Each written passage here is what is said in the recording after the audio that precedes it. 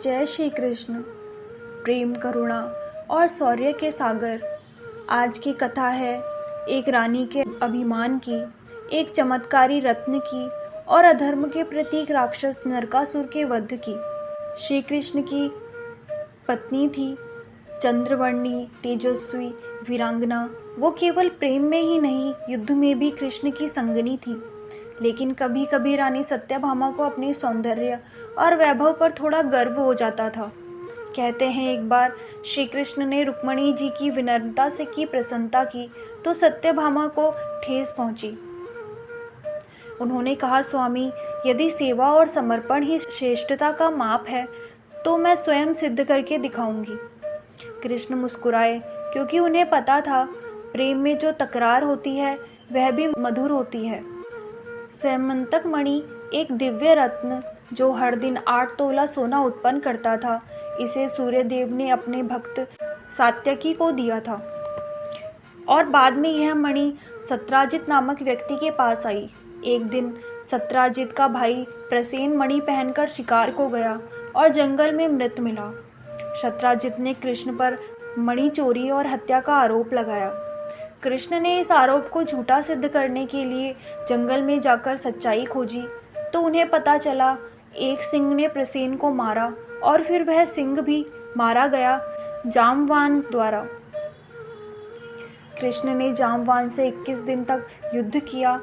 अंततः जब जामवान को ज्ञात हुआ कि वे स्वयं श्री हरि हैं तो उन्होंने अपनी पुत्री जामवंती का विवाह कृष्ण से कराया और स्वयं स्यमंतक मणि उन्हें सौंप दी। अब आते हैं नरकासुर पर। नरकासुर एक शक्तिशाली राक्षस था जो पाताल में रहता था। उसने 16,100 कन्याओं को बंदी बना लिया था।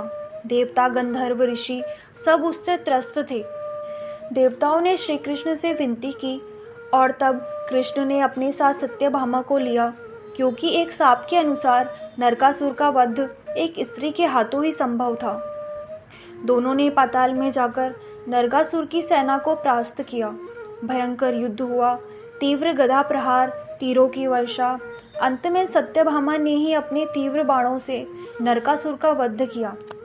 नरकासुर की मृत्यु के बाद श्री कृष्ण ने 16,100 कन्याओं को सम्मानपूर्वक मुक्त किया।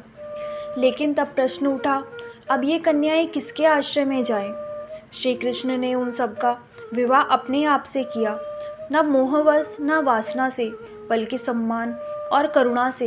यह विवाह धर्म की मर्यादा को बचाने हेतु था। कृष्ण ने कभी किसी का त्याग नहीं किया। जो भी शरण में आया उसका जीवन सुधर गया। इस कथा से हमें क्या सीख मिलती है? सत्यभामा के माध्यम से हम सीखते हैं कि अहंकार में भी प्रेम पिघलता है। सैमंतक मणि से कि किसी सत्य की स्थापना हेतु स्वयं को भी कटघरे में खड़ा करना पड़े तो पीछे ना हटो। नरकासुर वध से कि जब अधर्म अपनी सीमाएं लांघे तब नारी शक्ति भी धर्म के पक्ष में खड़ी होती है। कल की कथा में हम जानेंगे श्री कृष्ण के अन्य विवाह और नारद संवाद। जय श्री कृष्ण।